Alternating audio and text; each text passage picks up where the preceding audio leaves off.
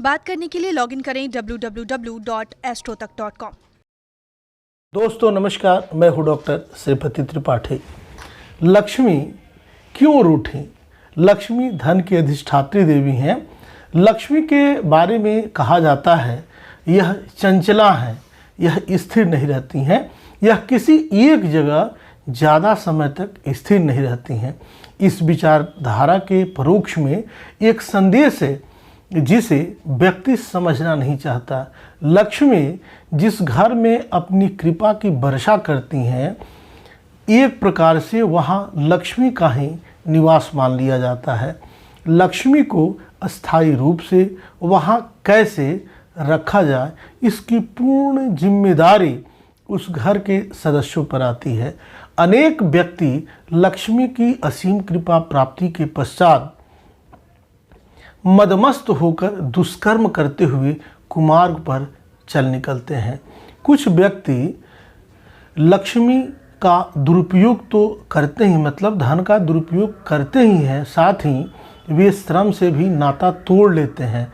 ऐसी स्थिति में और ऐसे स्थान पर लक्ष्मी अस्थायी रूप से कैसे रहें? संपन्नता आने के पश्चात जब दुष्कर्म से विपन्नता उपस्थित होती है तो लोग मान लेते हैं कि लक्ष्मी चंचला है, वह एक स्थान पर अस्थायी रूप से नहीं रहती हैं। हमारा यह व्यक्तिगत मत है कि लक्ष्मी आपके पास पूर्ण रूप से स्थायी रह सकती हैं यदि आप में इसे स्थायी रूप से रखने की सामर्थ्य है, तो अन्यथा तो लक्ष्मी चलायमान है ही। अनेक व्यक्ति लक्ष्मी प्राप्ति के बाद भी अपने श्रम से मुंह नहीं मोड़ते, लगातार वो वर्ष पर्यंत काम करते हैं, कभी छुट्टी तक नहीं लेते।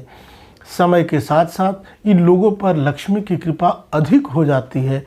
वे लोग अत्यंत भाग्यवान होते हैं जिन पर लक्ष्मी अस्थायी कृपा बनाए रखी हैं। लक्ष्मी का प्रबल शत्रु एवं प्रतिद्वंदी दरिद्रता है। दरिद्रता अपने सहयोगी कर्ज के माध्यम से घुसपैठ करने को हमेशा तत्पर रहती है। दरिद्रता के सहयोगी कर्ज को ज़्यादा समय तक रुकने का मौका मिला तो लक्ष्मी घर से पलायन कर जाती हैं। लक्ष्मी अर्थात धन हमेशा से ही जीवन का अनिवार्य अंग रहा है। धन की अनिवार्यता पर स्वयं भर्तृहरि महाराज ने भी कहा है कि यस्यार्था तस्य मित्राणि, यशार्था तस्य बांधवः, यशार्था सह पुमान् लोके, यस्यार्था स च जीवति। भर्तृहरि कहते हैं कि जिसके पास धन है मित्र भी उसी के हैं, जिसके पास धन है भाई भी उसी के हैं, जिसके पास धन है पुरुषार्थ भी उसी के पास है, जिसके पास धन है जीवन भी उसी के पास है। अर्थात धन के अभाव में कुंठा एवं अभाव के अलावा कुछ नहीं। शास्त्रों में अनेक छोटी छोटी बातें मिलती हैं जिन पर ध्यान न दिया जाए तो व्यक्ति कर्ज में आ जाता है। लक्ष्मी उनसे मुंह मोड़ लेती हैं। लक्ष्मी का अभाव अर्थात धन का न होना ही कर्ज का प्रमुख कारण है।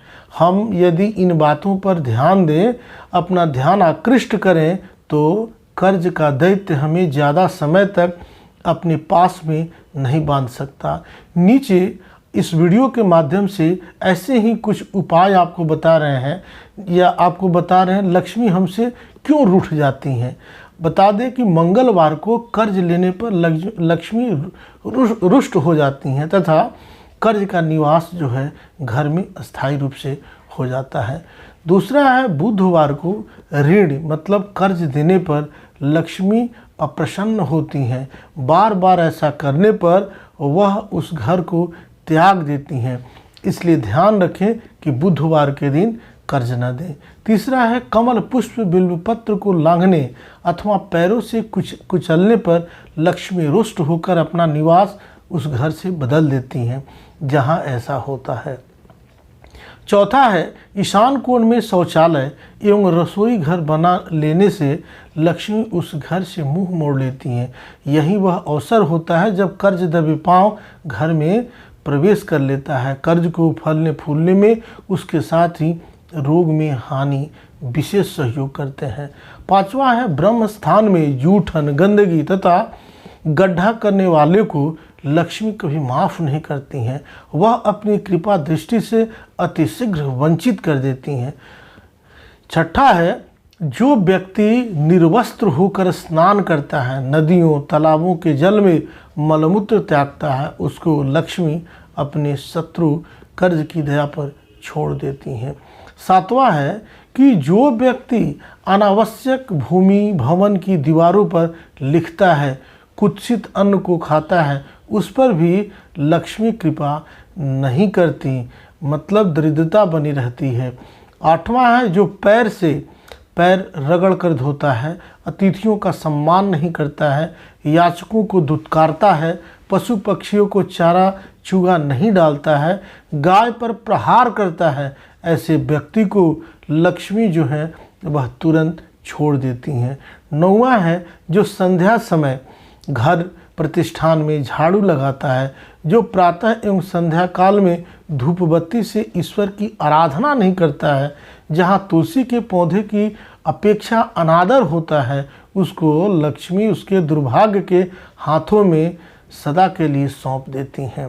10वां है जिस घर में परस्पर कलह रहता हो, महिलाओं का अनादर होता हो, माता पिता की उपेक्षा होती हो, उस व्यक्ति से लक्ष्मी अपनी दृष्टि फेर लेती हैं। 11वां है जो व्यक्ति सूर्योदय के बाद भी सोता रहता है, उस पर लक्ष्मी की कृपा दृष्टि नहीं होती। ऐसे लोग सामान्यतः अकर्मण्य तथा काम से जी चुराने वाले होते हैं। ये व्यक्ति श्रम साध्य कार्यों से दूर भागते हैं। कर्म के अभाव में लक्ष्मी अपनी कृपा की वर्षा कैसे करें। 12वां है देवी देवताओं की तस्वीर मूर्ति की तरफ पैर करके सोता हो, उस पर तो निश्चित रूप से किसी भी देवता की कृपा नहीं हो सकती है। आगे है कि मजबूर एवं मतलब 13वां है मजबूर एवं अभावग्रस्त की हंसी उड़ाने वाले व्यक्ति को लक्ष्मी अपनी कृपा से वंचित कर देती हैं। 14वां है जिस व्यक्ति की नीयत में खोट हो, अर्थात सामर्थ्य होते हुए भी किसी से लिया गया धन ना लौटाता हो, उस व्यक्ति को लक्ष्मी की कृपा से वंचित होने से साक्षात विष्णुदेव भी नहीं रोक सकते हैं।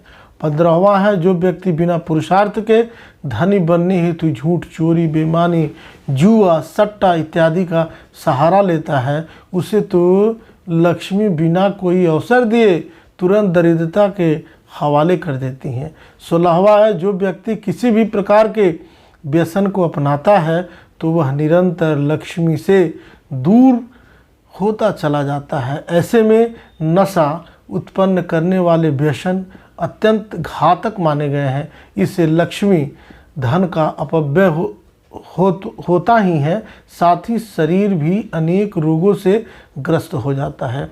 ऐसे अनेक कारण हैं जो देखने में भले ही साधारण लगते हों, परंतु व्यवहार में हम इसका मूल्यांकन करें तो धीरे धीरे कर्ज तथा विपत्ति की ओर धकेलने में इन कारणों का प्रमुख हाथ होता है। आप सब यूं ही बने रहें, ऐसे वीडियोस आप सभी को उपलब्ध कराते रहेंगे। अगर आपको कोई क्वेरी है, कुछ जानकारी चाहते हैं तो कमेंट्स बॉक्स में ज़रूर देंगे।